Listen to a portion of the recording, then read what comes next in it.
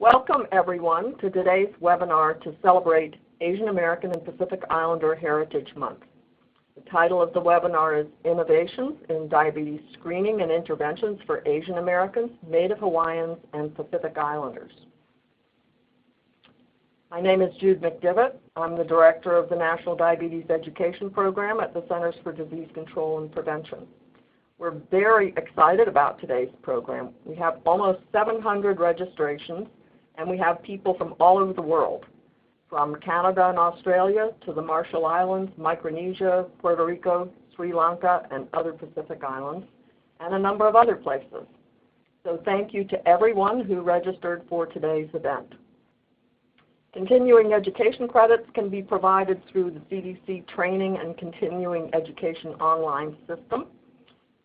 The objectives for this webinar are to describe the American Diabetes Association's 2015 Diabetes Screening Guidelines for Asian Americans and the science that's behind them, to explain the Screen at 23 campaign, and to describe culturally appropriate tools and strategies for preventing and managing diabetes in AANHPI populations. We have a fabulous panel of experts that I'd like to introduce now.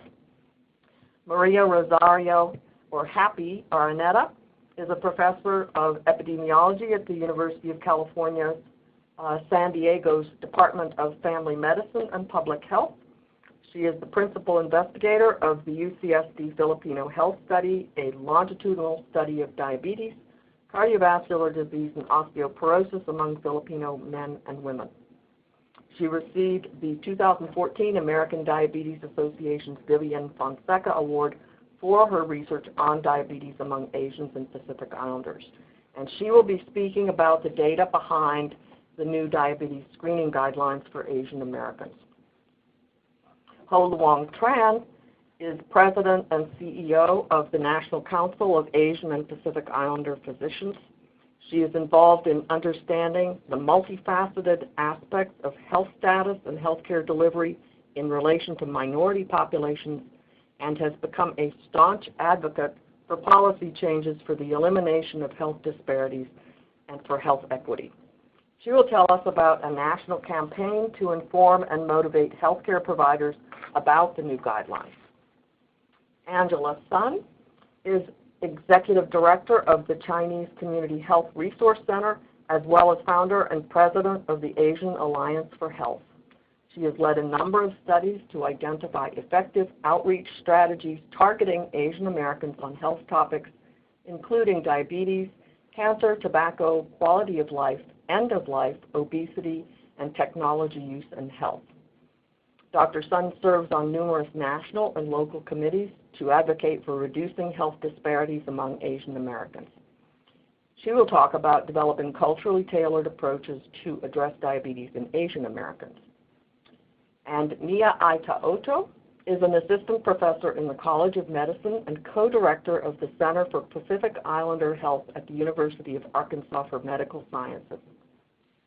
She has over 15 years of experience in the health and education field, focusing on cancer, diabetes, cultural competency, and tobacco-related initiatives.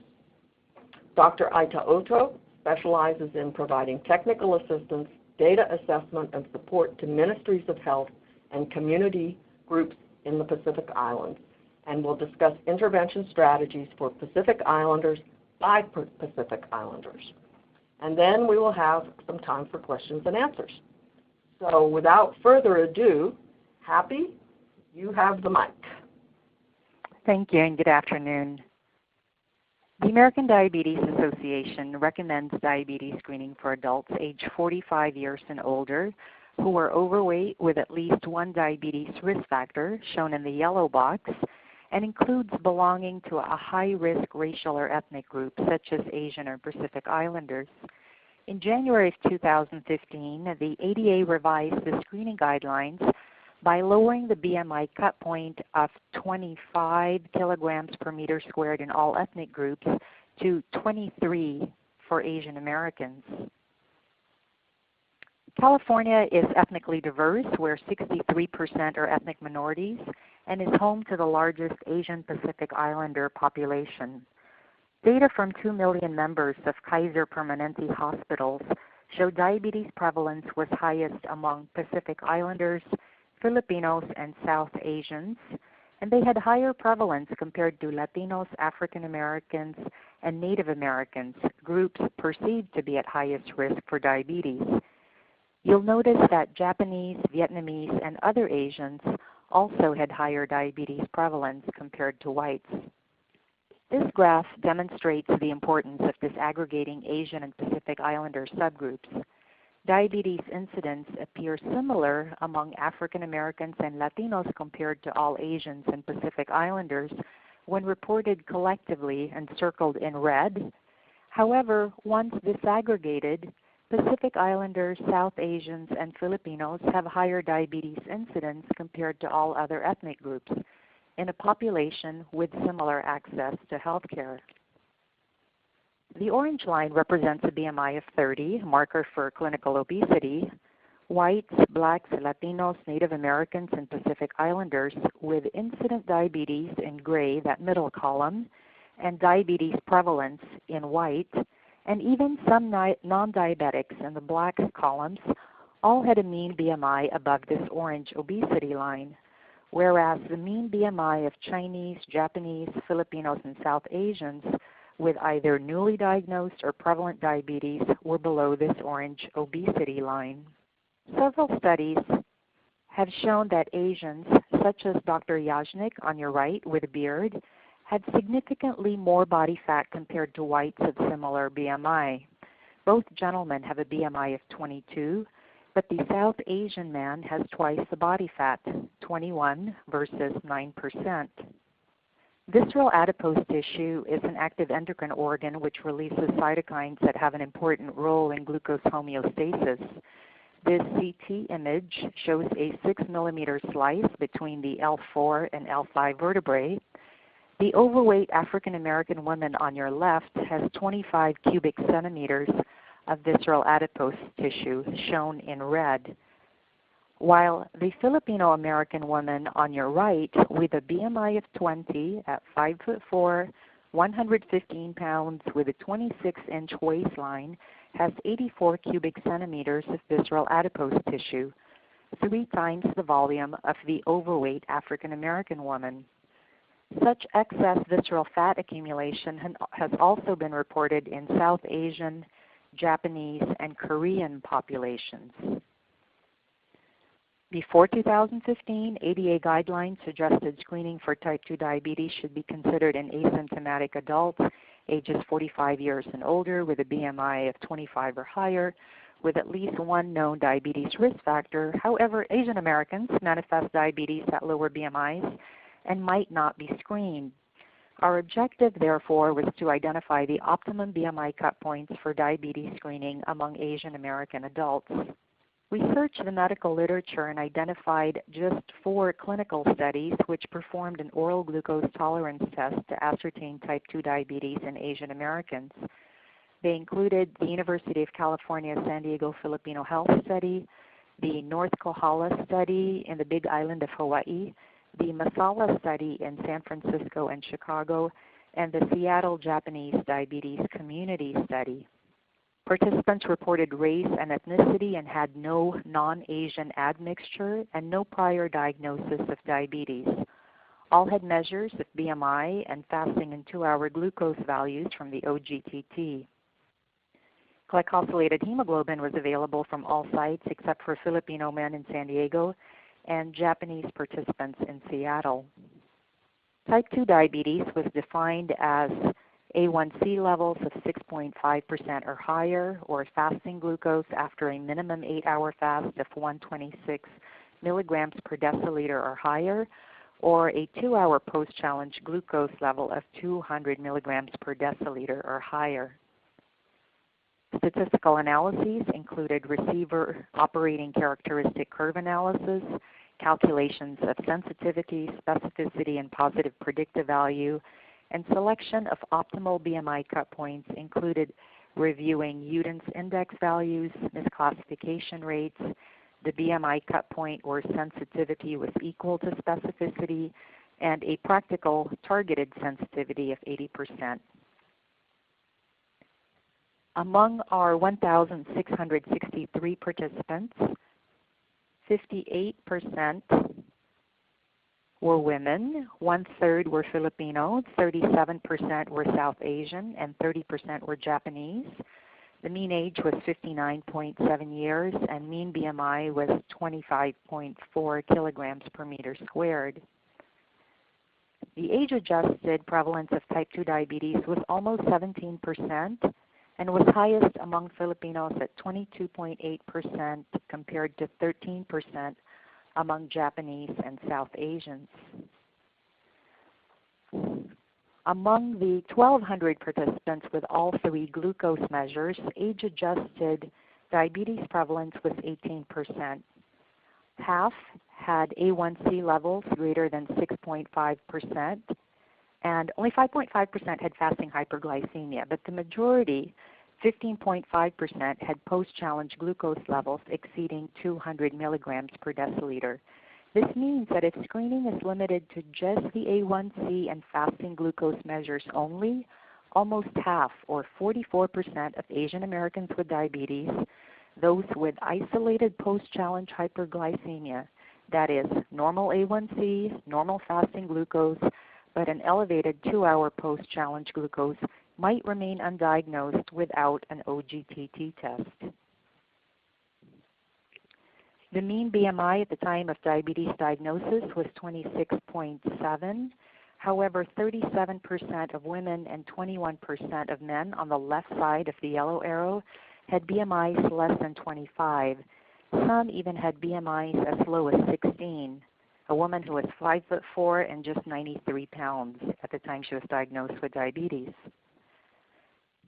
If screening was limited to a BMI greater than 25, the sensitivity is just 64%, which suggests that 1/3, these 102 of the 281 with diabetes, might remain undiagnosed since their BMI is less than 25. The sensitivity ranged from 85 to 36%, even though the misclassification rate was similar across BMI cut points. The sensitivity and specificity approached each other at a BMI of 25, but as shown in the previous slide, would fail to diagnose 1/3 of Asian Americans with diabetes. When using Uden's index, you see that the Uden's index values, shown in burgundy, are similar and similarly low across all BMI cut points. But at a BMI of 23, the sensitivity is at least 80% or higher for all the Asian subgroups. Since the misclassification rate and Uden's index values were similar across BMI cut points, we used a targeted sensitivity of 80% and identified an optimum BMI cut point of 23.5, which applied to the total population by gender, as well as among Filipinos and South Asians, and a cut point of a BMI of 22.8 among Japanese Americans. When stratified by diabetes diagnosis, the optimal BMI cut point ranged from 24 for those diagnosed with diabetes by glycosylated hemoglobin to 23.2 for those with post-challenge glucose levels above 200. The old guidelines of screening at a BMI of 25 may fail to identify 1 of every 3 Asian Americans with diabetes. A BMI cut point of 23 kilograms per meter squared may be most practical for diabetes screening in Asian Americans. However, limiting screening to glycosylated hemoglobin and fasting plasma glucose measures may fail to identify almost half of Asian Americans with diabetes, reiterating the importance of OGTT measures. Doctors Will Shu, Alka Kanea, Jane Chang, Will Fujimoto, and I were delighted to write this position statement for the ADA and hope that the new screening guidelines facilitate early diagnosis and management of type 2 diabetes and reinforces awareness of ethnic differences in the pathophysiology of type 2 diabetes. The strengths of this analysis include population and community-based samples, and diabetes was ascertained by glycosylated hemoglobin and OGTT. However, our data is not representative of all Asian Americans. Finally, data to inform these new guidelines would not have been possible without the commitment of our study participants, our communities, research teams, and multiple funding agencies. Thank you. Good afternoon, and to continue with the presentation of Dr. Avinata, I will talk about diabetes in Asian Americans, the Screen at 23 campaign. The Screen at 23 campaign was initiated by the Asian American, Native Hawaiian, and Pacific Islander Diabetes Coalition, which was created as a national coalition to decrease the burden of diabetes among our communities.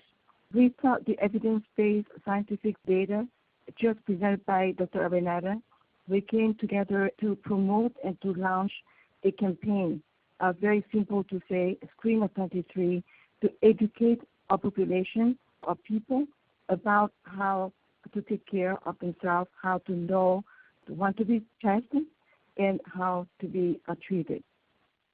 Because June, initially, we are celebrating Asian Pacific Heritage Month in May, I just want to remind everyone who are we the Asians. And in 2010, by the census data, we are about 4.9% of the U.S. population.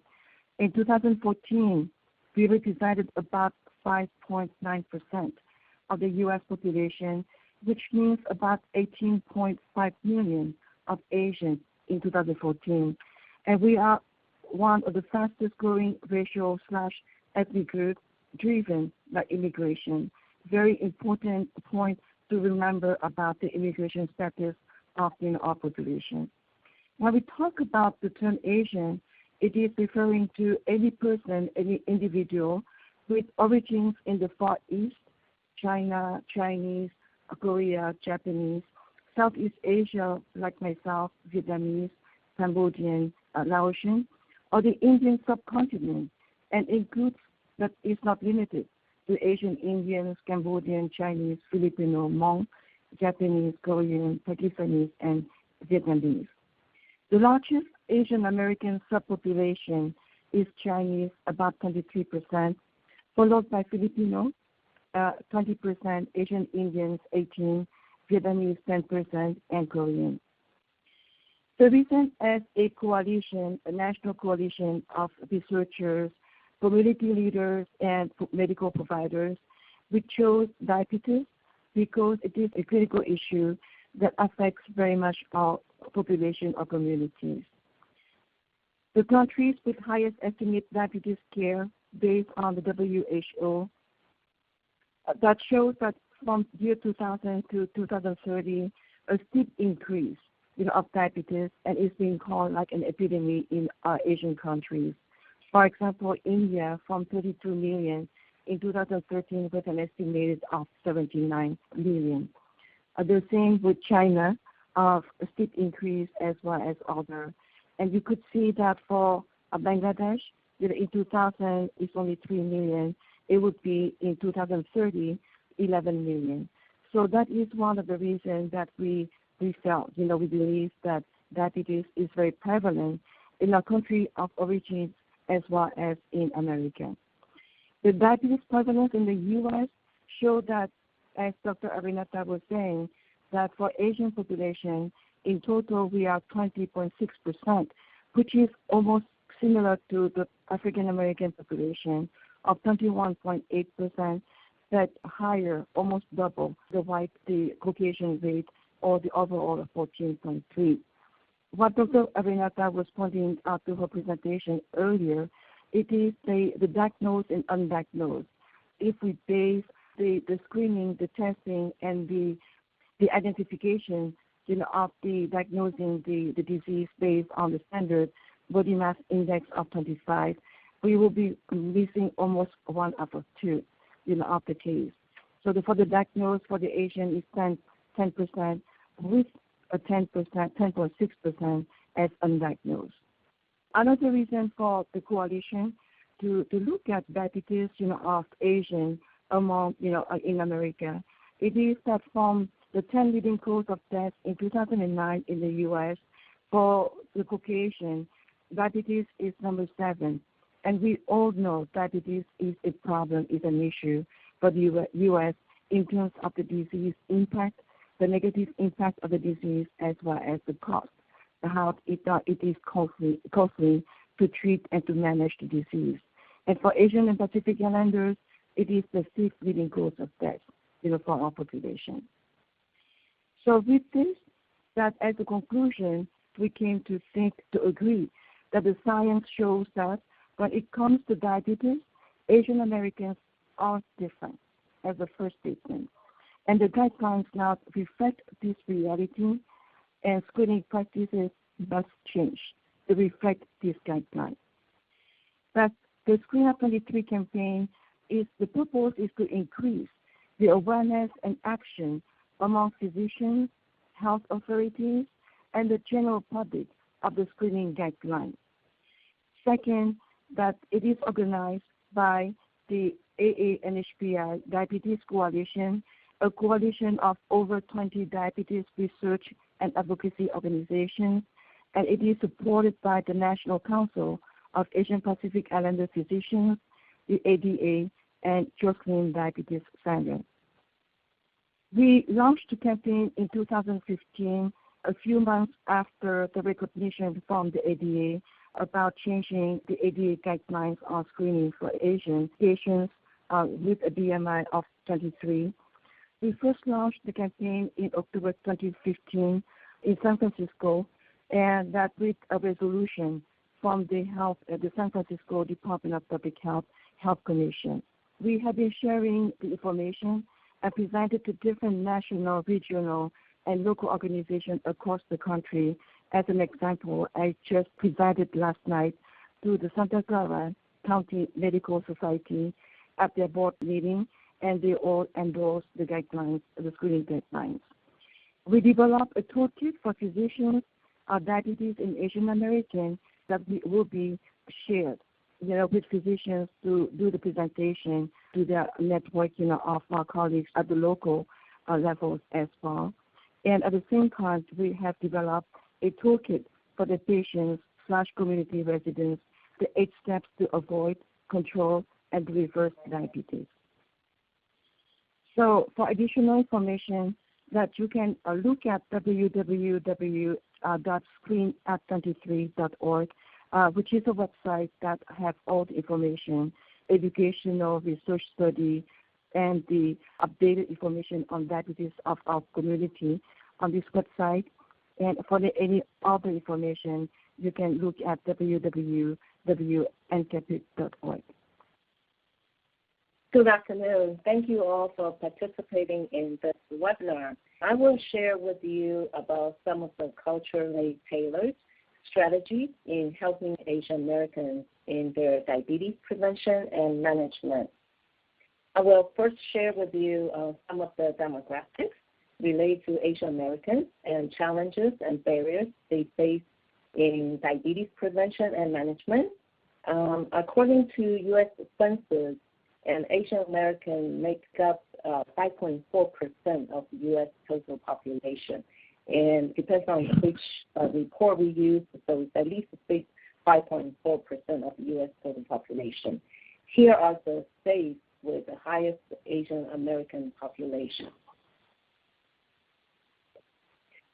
This slide shows the 18 largest U.S. Asian groups by country of origin, the top 5 being Chinese, Filipino, Asian Indian, Vietnamese, and Korean.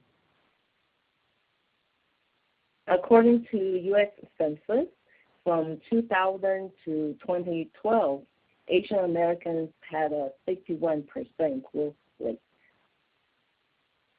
Majority of the Asian Americans are foreign-born, and close to 80% of those who are foreign-born are 18 and older.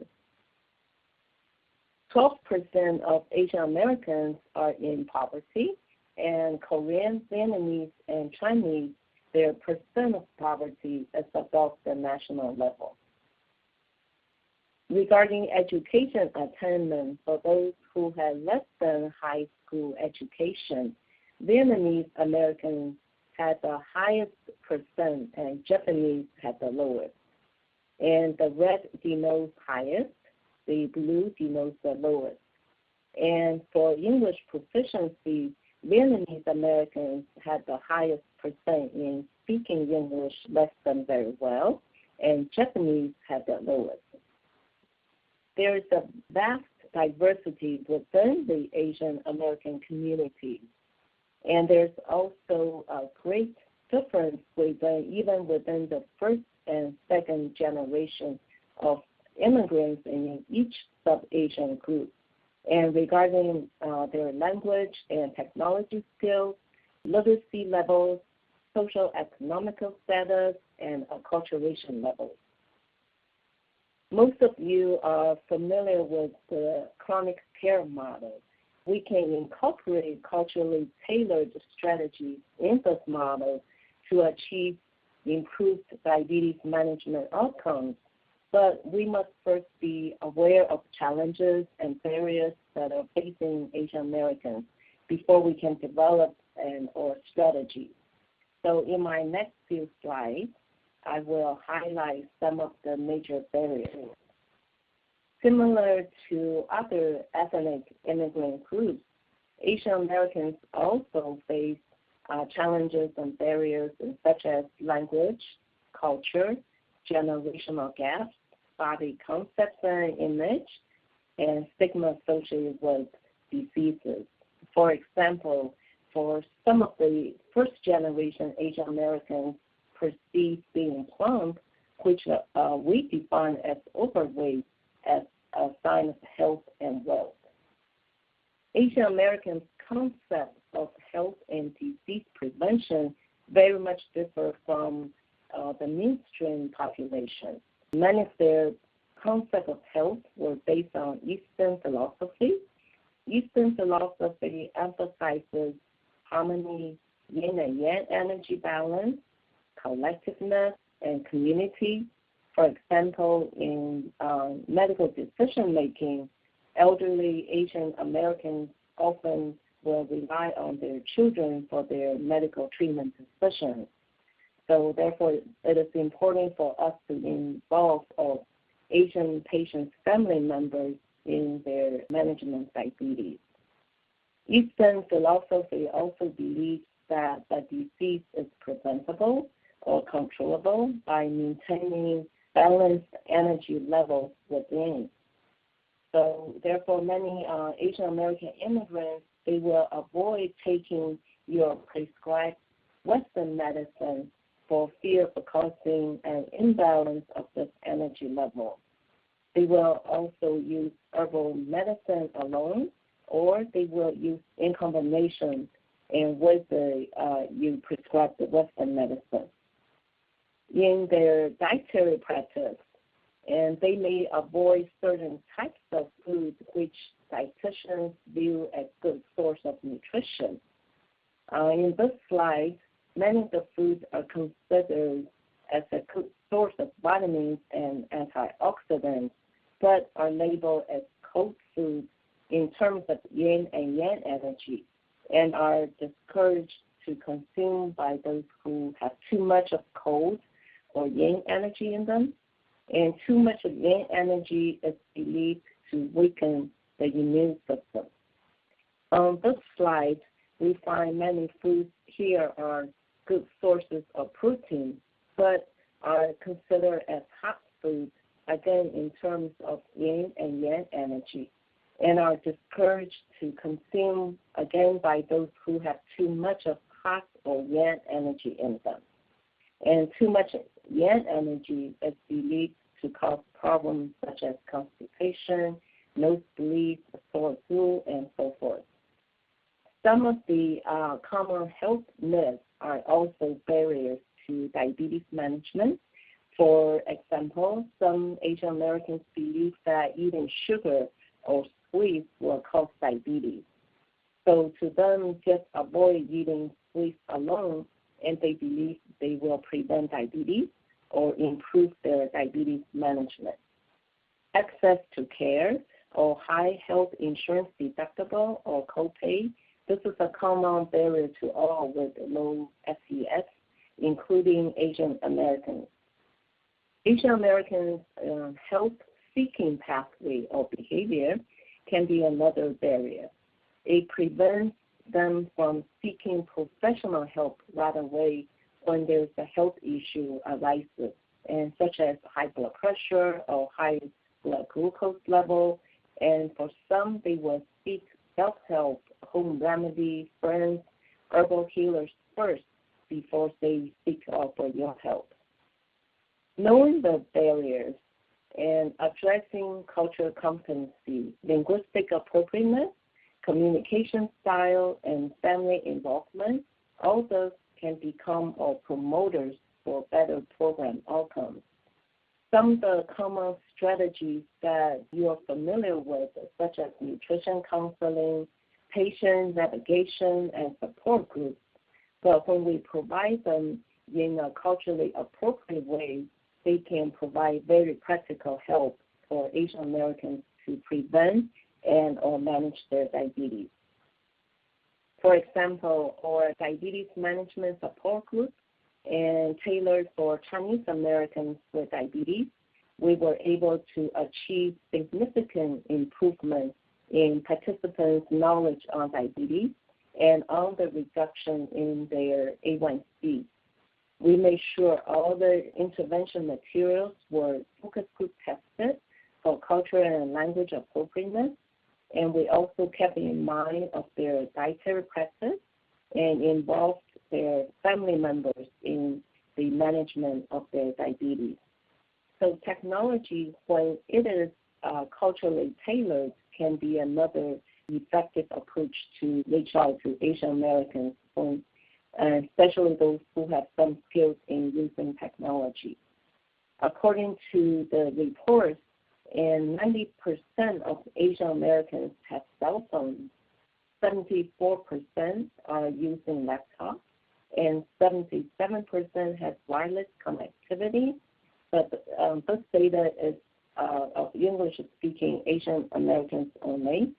In 2013, we have conducted a survey among a cohort of 403 Chinese immigrants and aged 50 to 75, and found that 52% had smartphones, 86% had internet access at home, 72% used the internet for health information, and 63% said that they would like to learn how to use their smartphones to improve their health.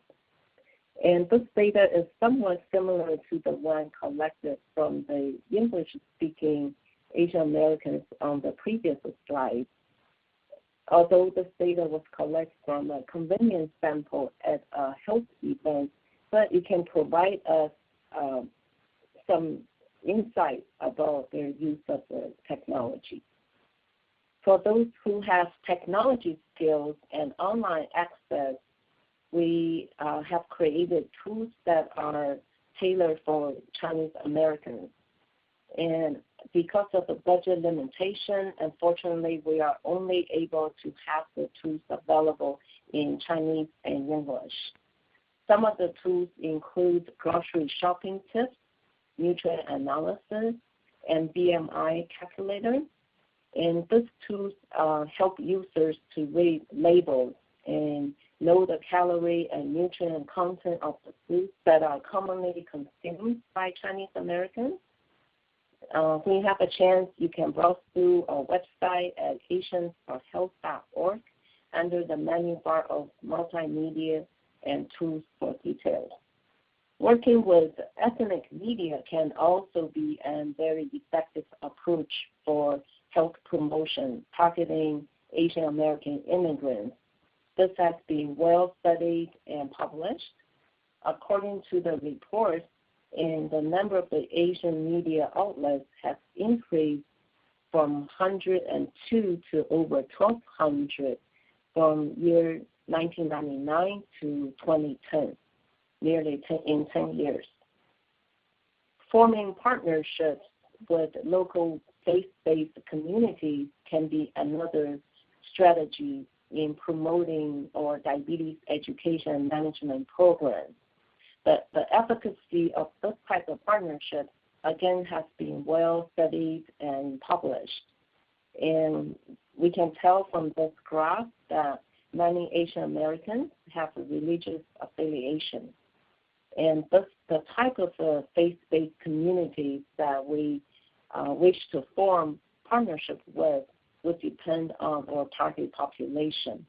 For example, if our target population are Chinese and Filipino Americans, we will want to form partnerships with local Christian churches for Chinese and Catholic churches for Filipino Americans. We all know that effective communication plays a critical role in delivering of health messages, and studies showed that compared to any other racial ethnic group, Asian Americans were most often cited to have poor doctor-patient relations because of their race, limited English ability, and low health literacy.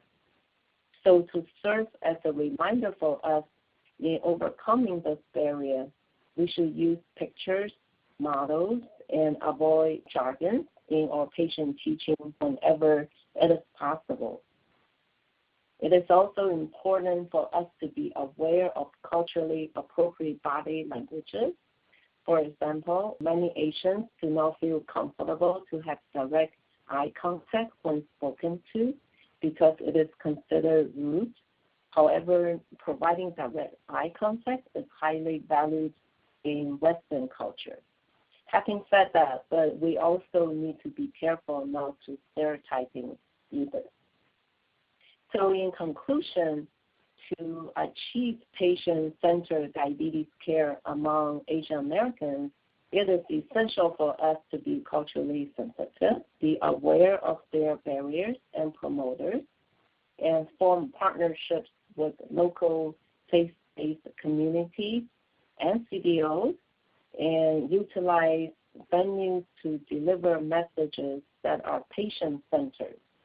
And remember, one size does not fit all, and utilizing effective communication styles, whether it's verbal or nonverbal, provide culturally appropriate materials so our patients can be empowered, involve family and their social network whenever it is possible, and of course use team approach.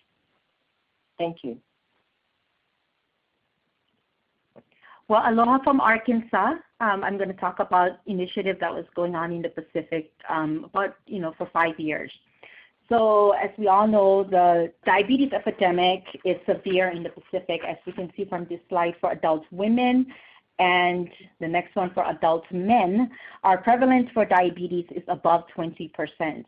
And since my talk is about the U.S. Pacific, our rates of diabetes ranges from 11% in Guam or Guam to 47% in America Samoa, which is extremely higher than the rates here in the United States of 8%. So we're going to focus on one island, the island of Ibai in the Republic of the Marshall Islands. And the population is 12,000. The land mass is 6.33 square miles. It's a highly dense population group. And our median household income is $14,195. Our risk factors is 91% consume less than 5 servings of fruits and vegetables per day. 66% engage in low levels of physical activity, and 63% are either obese or overweight. This is a picture of the island of Ibai. As you can see, there's not a lot of places to grow fruits and vegetables. Actually, there's several stores. There are about 3 stores there. And if you don't like what's in the store, you can take a 30-minute ferry, and then you get on another island, get on an airplane, spend about $400 dollars to the next island. It's about 45 minutes, and then you can shop there. So it's truly a food desert. And as for physical activity, you can see there's not a lot of places to be physically active, and it's near the equator, so it's extremely, extremely hot. So these were the barriers that we came across. So, but where can we go from there? So we started out with a community building approach. So the first level of that approach is actually we received funding from CDC through the Association of Asian and Pacific Community Health Organizations, so we call them APCHO. And when APCHO received the money, they engaged one of our community health centers. Actually, it's the only federally qualified community health center in the Republic of the Marshall Islands, which is the EBI Community Health Center. And the leaders of the health center engaged community members, and they later formed the Coordinated Diabetes Coalition. And then they engage the community. Very important to understand that level, that process of engagement. And in the beginning, we're looking at sector. RFAs say you need to get sectors, different sector businesses, education, government, and traditional leaders. But we went beyond that because in our evaluation, one of our participants said that it's not just the sector, it's the heart. And when they say heart, they're looking at kindness and gentleness, trust, leadership skills, and honesty. So doing indigenous evaluation, these are the values that we actually looked at in community engagement. And then also another participant said that, we do a lot of community engagement all over the United States. We actually overuse the word engagement and engage. But we believe that engagement is a good first step, but it's not the only step. We have to go further than engage. Cannot have a lot of engaged people and nobody marry us. So we gotta just continue on this whole process. And what does that process look like? Is that we started doing coalition building. We actually started provide training to the community on how to do community assessment. So it's not like we went in there and conducted community assessment. We actually did community assessment training, and our community partners and community members actually conducted the assessment. We also help with coalition infrastructure and technical assistance, how to come up with your bylaws, how to do a communication plan, how to have meetings so that we just don't sit around and talk story all day and nothing comes out. That was an issue too. So those are the kind of things that we did to build our infrastructure. And then also provide technical assistance and support in planning and evaluation. So this report is mostly on how we did with evaluation. But before we go on evaluation, what we did is that we just want to explain the program. So in a setting where there's very limited resources, it's very hard to decide, should we do physical activity? Should we just do nutrition? Should we just do policy and systems? It's like baking a cake. You cannot just bake, okay, we're going to take a flour or just eggs or sugar. You need all of the ingredients. And in settings like the Pacific, a lot of it is missing. So we need to identify what's there, but then also address what's not there. So this coalition was very bold in a sense that they decided to do it all. They decided to do PSE and then nutrition, physical activity, and diabetes management. So for policy, we started with nutrition. So for policy, they decided to remove tax on fruits and vegetables in RMI. Came to find out in that process, they realized there was no tax on fruits and vegetables. The tax actually was a local tax. So they were able to focus their energy on that. That whole experience in community, finding that out and going through their policies, figuring out these policy stuff, it was a learning experience that was invaluable. For the systems side, they actually did a pharmacy. When I submitted my slides to CDC, that pharmacy there was spelled F-A-R-M, like the pharmacy. Because what happened is that we changed the community health setting system so that we have a pharmacy, our pharmacy, FARM, actually distribute vegetables. So we had a garden. We have our stand right next to the traditional pharmacy, and then we actually give out free vegetables. And then we came to find out a lot of people didn't recognize some of the new vegetables that we were growing, so we actually developed cookbooks, and we also had cooking classes because a lot of people were not try anything that they haven't tried before. Like they would not purchase a vegetable or take it home and cook it if they don't know what it tastes like. So we had cooking classes in the clinic and then developed recipe books, and that worked out very well. And then for our environmental approach is that we started community gardens and also individual gardens. We actually have a garden right in front of the clinic and all the schools, and then also we took boxes out. Like if you have a diabetes patient, we can give you a box with seeding and things, and you can take it home and then you can grow for your family. For physical activity, we work with churches. Actually, churches is very important in the Pacific, and there is a Pacific physical activity guidelines for adults that SPC came up with. All we did was we go to the churches and convince pastors and church leaders to adapt the guidelines. For example, do church walking, your meetings when you meet at the church. We do a lot of church meetings in the Pacific. So walking instead of sitting down and meet, things like standing up during church service. Our church services, average about 2-3 hours. So, it's a lot of time to just sit. So standing in most of that time. So we work with the churches to adapt that. And then for the system is actually we have our physician prescribe physical activities. We did a lot of work in this site because a lot of our medical providers, we're not comfortable in the medical clearance for physical activities. So we, asked Dr. Reno Samoa in California to help us out with that. He also did a lot of CMEs, on how to do the clearance. And then we also came up with a protocol, to advance physical activity. And, in the places like EBI and the Pacific, there's not a lot of fitness centers, that, you have access to, and even walking paths. It's hard to walk around the Pacific, because of lack of walking paths. So we actually changed the environment. So there's only one hotel there, and we took their convention room or a conference room, and we converted it into a fitness center. And then we also built a walking path. Actually, the walking path is still going on right now. It costs us like $250,000 because we have to trench the ocean and all that kind of stuff. And we actually had money from different partners to do that. So although this community started out with very simple projects, as soon as our funders or even our partners, within the country and then in the region and internationally, once they knew we were serious about doing this kind of work, we had no problem in getting, funders to help us out. So the walking path, the main walking path it's ongoing, and they're still building that now. And then we also look at health management. So because this grant and this project was specifically for diabetes management, we also want to change the way that we manage diabetes in our healthcare system. So it was interesting in our assessment, a lot of people talk about stigma, diabetes is a stigma in the Pacific. How do you address that?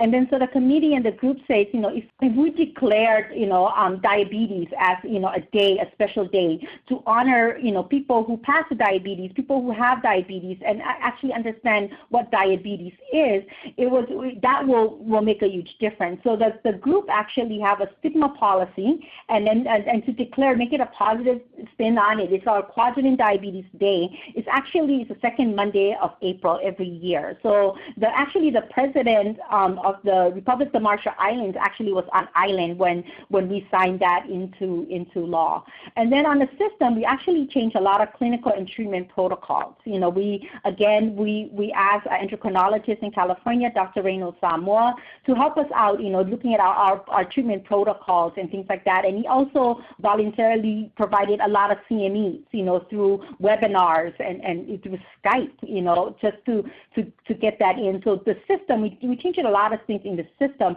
And this is from a community coalition went in and convinced the board and also the medical system to change that. And then we also, for the environment, a lot of time we think of environment as your built environment and things like that. But your environment can also be your family, the way people think about support. That culture of support. So we have a family model of diabetes education where we started off with, each, instead of just a person with diabetes, we actually included family members. We also have a group educational class where we can bring all your family at one time during diabetes clinic. So that's how we changed the environment of health management in the Republic of the Marshall Islands in EBI. So what we're excited about is the outcome. So how do you measure PSE? So what we did is there's the change tool. It's a CDC tool that look at policy systems and environment, all over the community, not just, in your little pocket of your community. So, and the score is from 0 to 100%. So, 100%, you're from a perfect community, and if you know where that is, let me know because I want to move there. And then 0 is that means you have nothing and all that kind of stuff. So our policy score for nutrition was 22% in the beginning. At the end, it went up to 55%. Our environment score was 22%, and it went up to 57%. So this is after 5 years, including the assessment and then intervention. And then specifically for diabetes patients, we really want to make a case on data. Something about the Pacific, we lack data. And it actually was EBI where I heard this first when our chairman, Romeo Alfred, said, in God we trust and everybody else bring data. So we were very serious about collecting our data. So the average fruit and vegetable consumption per day for diabetes patient was 0.86, and then we moved that up to 2.8 servings per day. For percent consume at least 5% of fruits and vegetables a day, it went from 2% to 8%. For physical activity, our policy score was 28%. It went up to 63%, and our environment score went from 49% to 68%. For diabetes patients, and I just want to thank the EBI Community Health Center for their reviews of data, chart reviews. The average physical activity went from 100 to 195 minutes per week. And then the percentage of people engaged in moderate to high physical activity is from 1% to 4%. Because that was the group we're really looking at. Since everybody was in low, we were focusing how can we go into the moderate and high level. So we're very happy about that because that was something that we were challenged with as a coalition. Other outcomes in health management. So in health management, and this is particular the EBI Community Health Center, their policy score was 48%. We moved it up to 84%. For environment score, it was 48%, and again, we moved that up to 84%. For diabetes patients, all the diabetes patients in the community health center, the average hemoglobin A1C went from 9.2% down to 8.4%. And for percent of diabetes with hemoglobin A1C less than 9%, so in the beginning it was 19%, at the end of the project was 39%, and then the most recent one, I heard it was around 50%, but I wasn't able to confirm that before this presentation. So, so at least back in, 2015, it went from 19% to 39%. So the monitor, we went beyond that. We also look at coalition effectiveness. We have an effectiveness score. So we also actually test the coalition, how effective they are. We went up from a score of 0 to 4.6 out of that tool. We also have outcomes. So the Quadrupling Diabetes Coalition, it is now a chartered nonprofit coalition. And then they also became the REAC Coalition. They are now not only doing diabetes, they are now doing tobacco and then cancer. They were so successful, other coalitions decided to join forces and become one large NCD coalition. Sustainability, there is a REAC plan too. They're implementing that right now. There's RMI, NCD, and cancer program actually incorporated their activities within their plan. And then actually some of our one of our members became the mayor and then city manager. So they actually got on to the importance of policies and they ran for office successfully.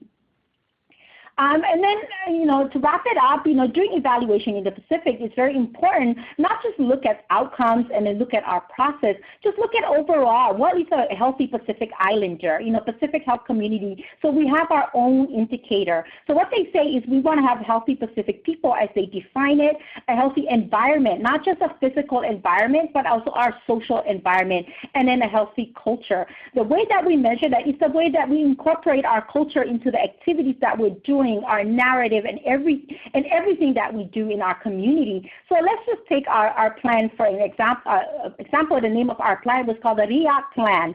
So REAC is actually shifting the sail, and you change the sail to maximize the wind. And that's actually the gist of what that coalition was doing, is that they were actually mastering their environment, taking whatever was available to them, that whatever winds that we have, master that and move forward. That is a narrative of hope, something that what Pacific people, we really, really, really want to embrace that, and we want to take that over and then move forward. So I'm just a messenger. These are the people who actually did the work. So I would just like to acknowledge, the staff at APCHO, the staff at the eBay Community Health Center. Dr. Trinidad was their coordinator and their leader there. The Quaternary Yacht Coalition, the chair Romeo Alfred and all the members, and then all our partners. We started out with 0 partner. Our only partner was the Community Health Center. At the end of 5 years, we actually got about $300,000 worth of grants and resources to build our environment, the pathway and gardens and everything else. So on behalf of the Quaternary Yacht Coalition, I would like to say Komo Tasa. Great. Well, thank you to Happy, Ho, Angela, and Mia for these really interesting presentations. This is Jude again, and I just wanted to, before we go to the questions and answers, ask you or suggest that you visit CDC's new NDEP website. The big arrow to the side points to some of the resources that we have. One example is some healthy eating tips that we have tailored for specific groups. Filipino Americans, Korean Americans, South Asian Americans, Southeast Asian Americans, and Chinese Americans that are written in plain language. And we have another group of resources that is for people with diabetes called 4 Steps to Manage Your Diabetes, which will be coming out in a number of Asian languages, but we're still in the process of translating those. We can start on some of the questions. I think what we'll start with is, before we had the webinar, as people were signing up, they asked some questions, and one of the most common questions was related to, are there resources and educational tools relevant to AANHPI population, culturally appropriate, in Asian languages? And I think a number of people who presented can provide some answers about that. Ho, do you want to start? Yes, I believe that Angela and Happy also have information.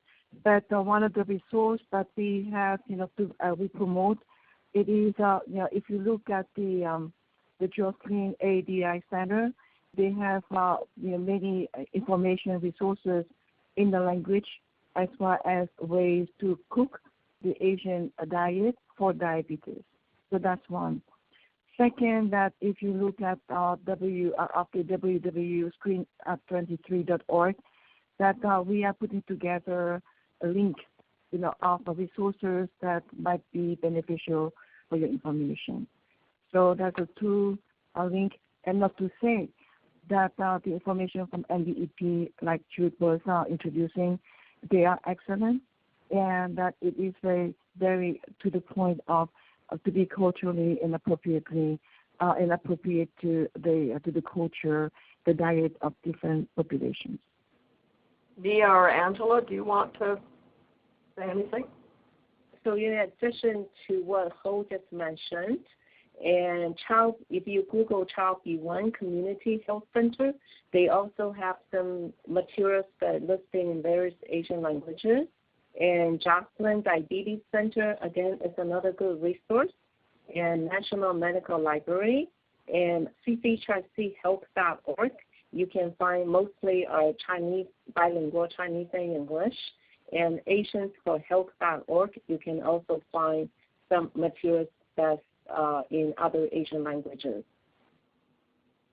This is Mia. For Pacific Island materials, they're available we have a Pacific Diabetes Education Program. It's at pdep.org. Sometimes the site is up or down. People were concerned about the sites. But if you can email me directly, we have materials actually from like 15 Pacific Island languages that was developed by Pacific Islanders, for Pacific Islanders, and they're in language. I also have a lot of the newer materials because I am a technical reviewer for a lot of the Pacific Island educational materials. So I have a really good, nice library of materials that's available here. So a lot of people know who I am, and they just email me directly, and I will just send them materials. Now I just send them a flash drive with materials on it. So thank you.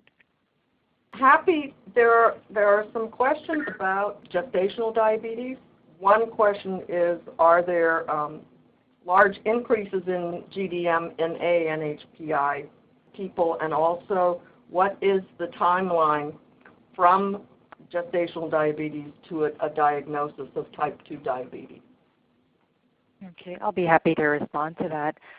Kaiser, which also has a very rich data set of information on gestational diabetes, published a paper by Dr. Hederson back in 2010, which compared the prevalence of gestational diabetes among over 200,000 births. And what they found was Asian Indians had the highest diabetes prevalence in California at 11%, which was more than twice the prevalence of Latinos at 5% or African Americans at 4%. Following Asian Indians, Filipinas had a GDM prevalence of 10%, and then Southeast Asians, which includes Cambodians, Vietnamese, Laos, their diabetes GDM prevalence was 9%, twice that of Latinos, blacks, and whites. Data from Hawaii has shown similar trends also. This was published by Tsai, T-S-A-I et al. At BMC. Sorry, I forgot the name of the journal. But data from Hawaii showed that Filipinos and Native Hawaiians have the highest GDM prevalence at 13%, twice that of white mothers at 7%, and other Asians is somewhere in between at about 11%. So what we're seeing is this elevated prevalence of gestational diabetes in non-obese pregnant women. And the second question is, what is the average time from GDM to manifestation of type 2 diabetes? There was a study by Kim et al., which looked at international studies and said the time is quite broad. It could range from 3% to 70%, but there were also other studies that showed that half of all women with GDM might develop type 2 diabetes within 5 years. The good news is that data from the Diabetes Prevention Program, which included 27 sites across the U.S., this was a paper by Vanita Aroda last year in Diabetes Care, showed that gestational diabetes increased the risk of type 2 diabetes by 48%, much higher than mothers who didn't have gestational diabetes after a 10-year period. But the good news is that moms with GDM were able to reduce their risk of developing type 2 diabetes through lifestyle interventions, and that was losing 7% of their weight, and that was a reduction of 35% compared to placebo. Similarly, women with gestational diabetes who took metformin were able to reduce their risk of developing diabetes by 40% compared to placebo, whereas women without GDM found no benefit in the metformin group in reducing their risk for diabetes. Okay, thank you, Happy. Nia, I think there's a question that's just for you, which is there seems to be a cultural roadblock in trying to bring about change in Pacific Islanders with diabetes, in that they understand and intend to do things to improve their health but don't follow through, in that they don't show up for appointments or don't attend some of their appointments. You know, someone stole my meter, etc. And this person is wondering about how can you address some of the cultural issues, the feasting habits in addressing diabetes in some of these populations? Well, I think the short answer to that, when cultural issues, they need to be involved with a group of people, and I think as a culture, as a group of people, we're not engaged. So one of my slides, I talk about engaging the Pacific, because a lot of times we see that agenda as, even though we know that controlling diabetes, as a Pacific Islander, yes, I need to control my diabetes. But a lot of time I notice that in this whole narrative of diabetes management, anywhere, is that, a lot of that agenda setting and rhythm and things like that is from the provider. You tell us when to come in, when to follow in, and we're not really that engaged. We're not really that involved in that whole process of doing that in. So engaging the community, and I think that's why it was very wise for KDC, the Caution Diabetes Coalition, to actually set this day for Marshallese in the Marshall Islands, in Ibai, to say that we have a diabetes state. It's our turn to take charge of it. Because a lot of time we see diabetes management as something that's going on in a hospital. We have no control over it. There's a lot of cultural narrative and ideology of that, so we need to turn that around. So to me, it is a culture issue that we really need to go into the community and then figure it out with them. And then with that, it is not an overnight thing. You know, it's going to take a long time, but it's worth it. It's worth it for us to engage Pacific people in their healing and of course managing diabetes. Great, thanks, Nia. There are a couple questions related to the screening at 23, and one is, does insurance coverage play a role in not screening Asian patients at the BMI of 23, despite recommendations, or is it that healthcare providers are not up to date with the screening guidelines? It's Ho Tran here. I will take this question first, and possibly that I have you will chime in. That for the health plan, the insurance company, it is not the issue of the increase of screening at 23 for Asian population, for Asian patients, but it is more of the unawareness, you know, of the new cut point as Happy was talking about for Asian. So the intention of the campaign is that to increase that awareness and to have physicians recognize that when they see their patients, at the practices. At the same time that for Asian population, we have been speaking, to both perspectives, and they are very, very interested to know about the information and to also be proactive. So the message of the campaign is very simple for the population. It is that just 2 questions to ask your physician. That doctor, can you calculate my BMI? And if it is between from 23 and higher, can you test me for diabetes? Very simple 2 questions, and they like it, they accept it, and they are doing it.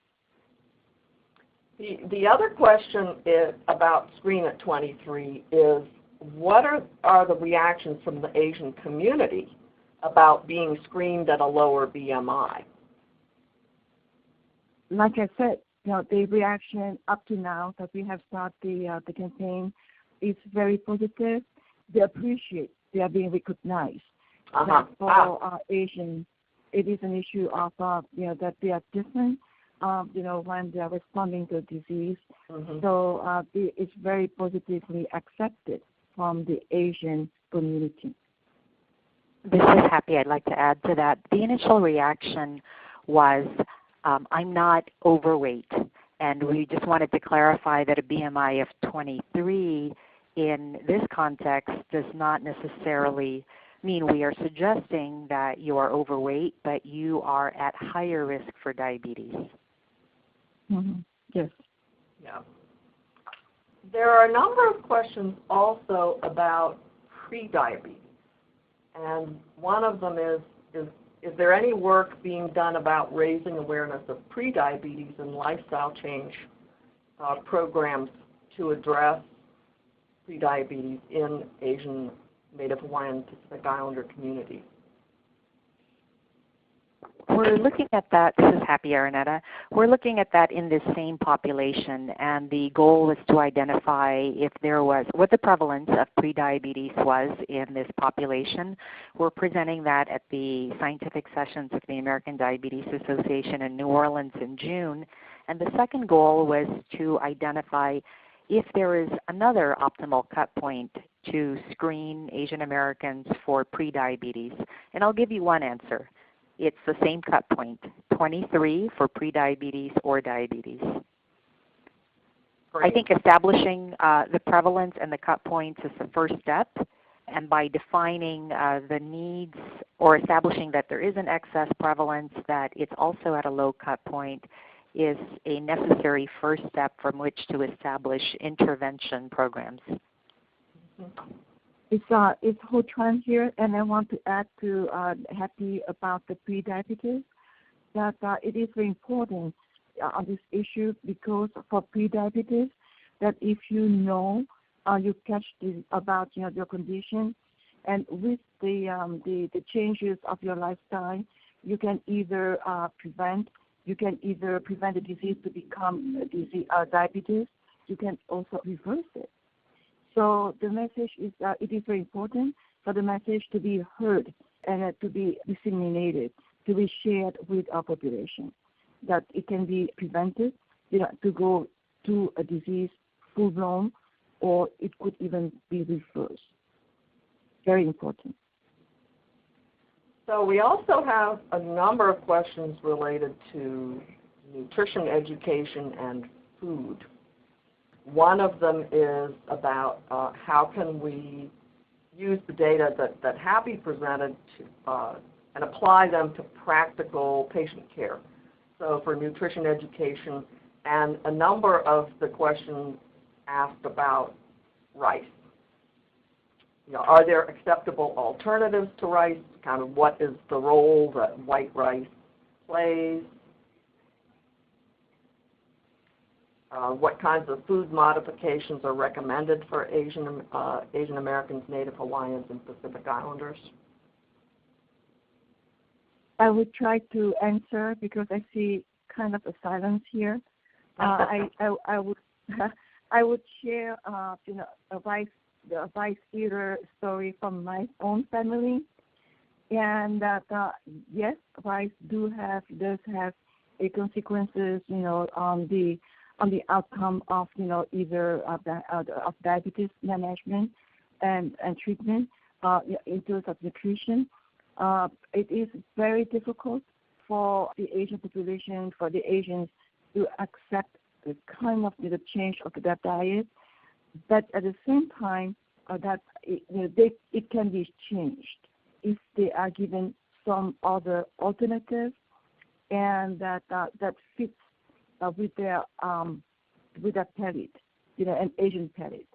So an example, when I was changing my diet from a rice eater, that I could see that if we eat some of the noodles with the rice noodle, that the glycemic index is almost half, of the rice itself. Example, like the translucent vermicelli noodles. So that is some alternative that the dietitian, like the nutritionist might want to look at. So instead of having the rice, it could be some alternative of the rice being pounded as flour, and to eat with other vegetables. But everything is very much in education and the message that your patient wants to change. This is Happy Aranette. I'm going to respond to that because the person asking it was actually one of my students who's a dietitian. I noticed here on the questions. We asked about self-reported intake, and that tends to be a limitation when finding an association between rice consumption, for example, and diabetes. However, there have been a lot of studies in Asia, and these are randomized control trials where they provide the food sources, and found a lot of benefit when, in the case of gestational diabetes, they were providing rice but in controlled volumes to one group and unlimited rice to another group of mothers.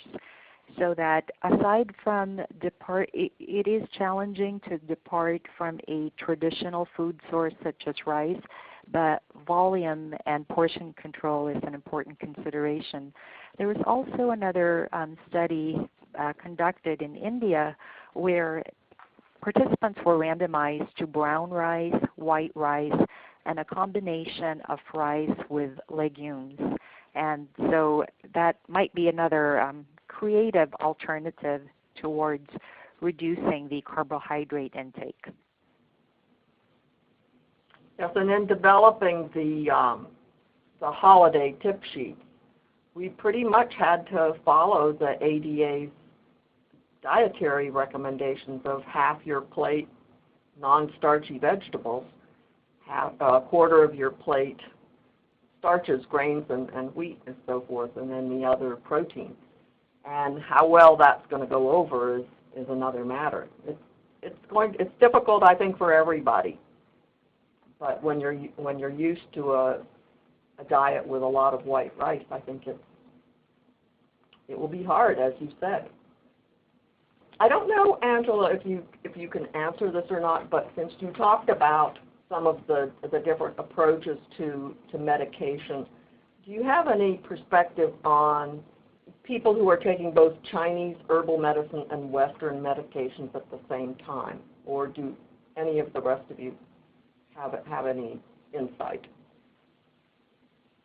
I gave it a try. So I think this definitely is an issue right now. The issue is that a lot of our Western healthcare providers are not aware of the contents in the Eastern medicine, herbal medicine, or alternative medicine. But I think one thing is that is, first of all, we need to be aware, and we should ask patients if they are taking any of the herbal medicine, and perhaps they can bring in the herbal medicine.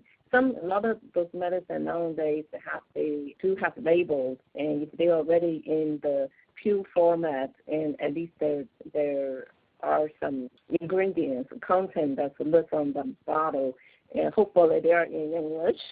And so I think it's just at least to be aware. And I know there are some pharmacists and also physicians and healthcare providers, and there are some very knowledgeable in the both Eastern and Western medicine approach. And so I think we can also reach out to those who are knowledgeable in the herbal medicine area, and perhaps can provide some solution to the or advice to patients. It's hard to just tell patients don't take it because they are going to take it anyway. But I think now asking, now to be aware, is not a good alternative. So at least to be aware of what they are taking, and there are some resources and out there. And in San Francisco, we have a task force called TCM Task Force, a traditional complementary medicine task force that's headed by Dr. Tom Ewing. And the task force consists of the community leaders and researchers and people from the traditional medicine practitioners and pharmacists. And so together we are trying to come up with a way, how can we educate the community about the drug-drug interactions, and same time, how can we come up with programs training programs also to educate our providers, because some of the traditional medicines they do have efficacy even though have not been tested. And so we are working on some of the programs, and we actually planning to have a webinar and talk for the community in this area sometimes in December. Okay, great. Thank you so much to our presenters, Happy, Ho, Angela, and Mia, for another wonderful NDEP webinar. So thank you very much to the presenters, and also to all of you who attended and asked questions.